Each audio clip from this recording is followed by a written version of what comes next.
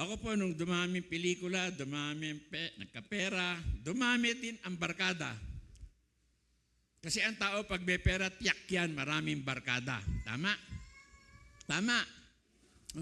Kalabitin mo yung katabi mo. Tanungin mo kung may pera siya. Oh.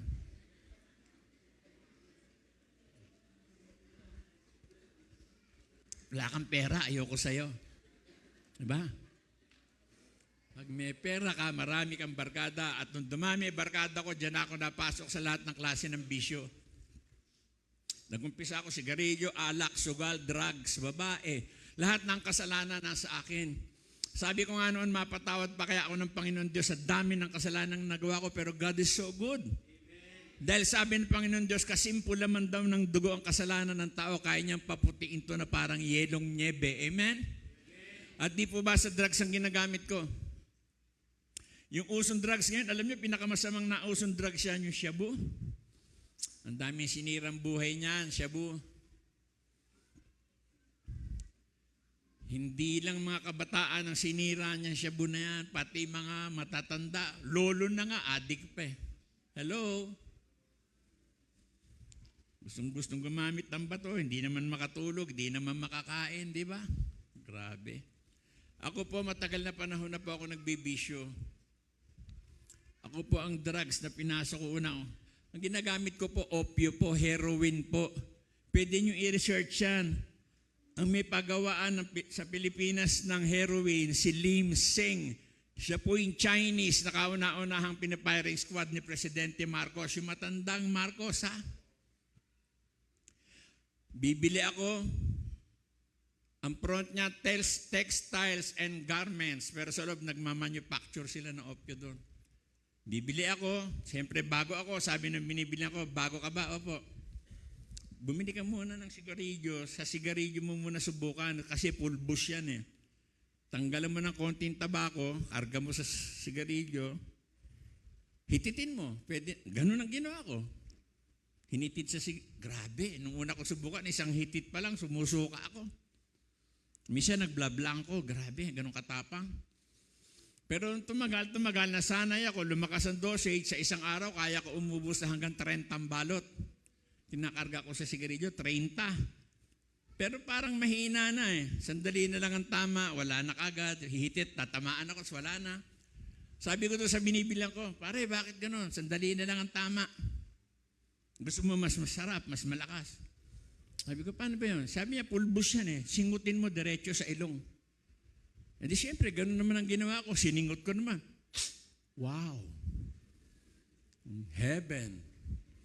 Ay, grabe, nung sa ilong ko na ginagamit, grabe, pero natakot ako eh. Nung makita ko na yung sarili ko sa salamin, grabe, ganun katapang yung gamot. Nakita ko yung balat ko sa mukha, tuklap-tuklap, no? Para akong naagnas.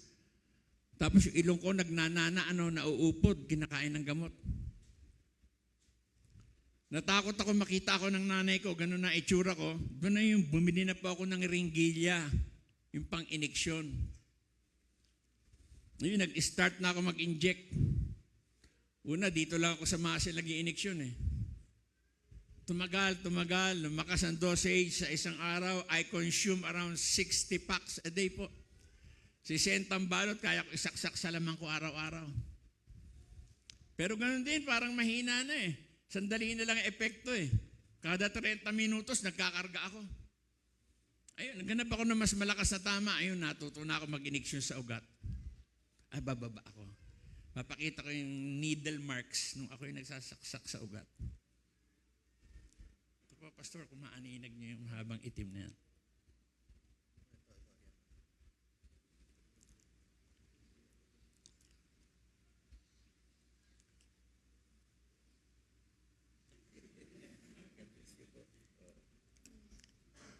Yan, napabayaan ko ng work ko. Nag-drugs na lang na nag-drugs. Gusto ko rin ikwento sa inyo yung family ko, mami ko, daddy ko, mga kapatid ko. Ang bahay ng tatay ko, may chapel po yun.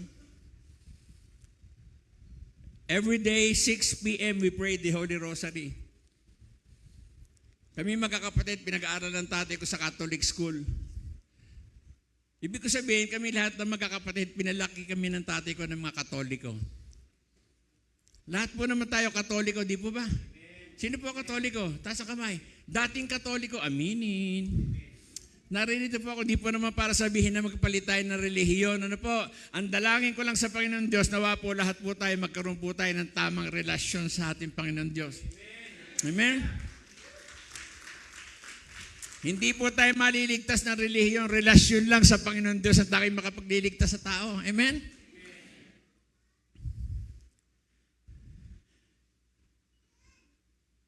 Ang daddy ko hindi nagtatrabaho na Sunday yun. Ang father ko, hindi tumatanggap ng trabaho ng linggo kasi as si Dolphy po, priority sa father ko, first thing in the morning of Sunday, we go to church. Sinisimba kami nun bago kami ipanood ng sine, ipamili ng damit, ipasyal. Ako rin, naging palasimba po ako. Pero pag nagsisimba ako, gusto ko poging-pogi. Bakit? Kasi pag nasa loob ako ng simbahan, hindi naman ako talaga nakikinig sa pare, sermon ng pare. Malikot lang ang mata ko sa loob ng simbahan. Naghahanap lang ako ng magagandang chicks doon. Hindi ako nagsisinungaling sa inyo. Wala pang cellphone nung araw. Pag nakita ko, ang ganda nung tatabihan ko, hello, what's your name? Pwede ba mahingi telephone number mo? Pwede ba kitang tawagan? Pwede ba kahatid mamaya? At gusto ko yung pare matapos kagad ang paniner mo ng pare. Bakit ka mo? Kasi magsasabong pa ako eh. Pupunta sa barkada, sa inuman, sa tirahan ng droga. Ganun ang buhay ko. Hindi kagaya ngayon, ako'y makakilala sa Lord. Ako po ngayon, pag maliligo, dapat kayo rin ganito. Yun lang tubig na pampaligo natin, dapat nating ipinagpapasalamat sa Panginoon. Hello! Huwag kayong buhos ng buhos, baka pasukin kayo ng lamig. Ano? Hindi ako totoo. Lord, thank you sa tubig na to. Magdulot ng ginhawa sa katawan ko to, kalakasan sa katawan ko.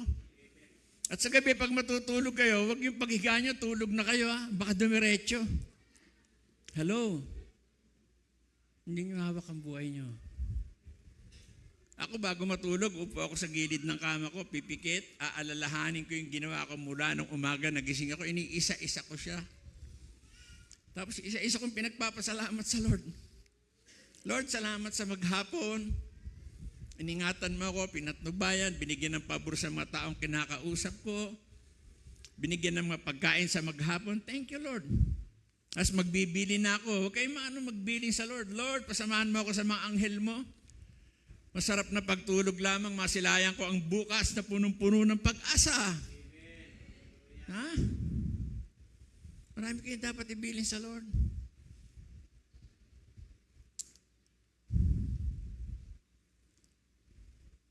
Dati kain lang tayo ng kain. Ngayon, Lord, thank you sa biyaya. Di po ba? Napakaganda yung tao, magkaroon ka ng tamang relasyon sa Lord. Amen? Kasi salamat sa Lord. Sa lahat ng nakakilala sa Lord, taas ang kamay. Alam niyo, dapat natin pinagpapasalamat una sa Lord. Nung naunawaan na po natin, ang Diyos pala natin, hindi po inilalako. Hello? Ang dami naglalako. Iba-iba pa nga santo yung dala eh. At pag nilapita ka, sabi siya, pare, pwede mo kunin to, 2 gigs. Sipi mo, Diyos, pahulugan. Diba? Nagpe-pray ka sa kanya, promise, next week, babayaran na kita. Panay request mo, di ka papalabayad. Ano? Ang Diyos nyo ba dito, buhay? Buhay ba ang inyong Diyos? Palakpakan nyo ang Diyos na buhay.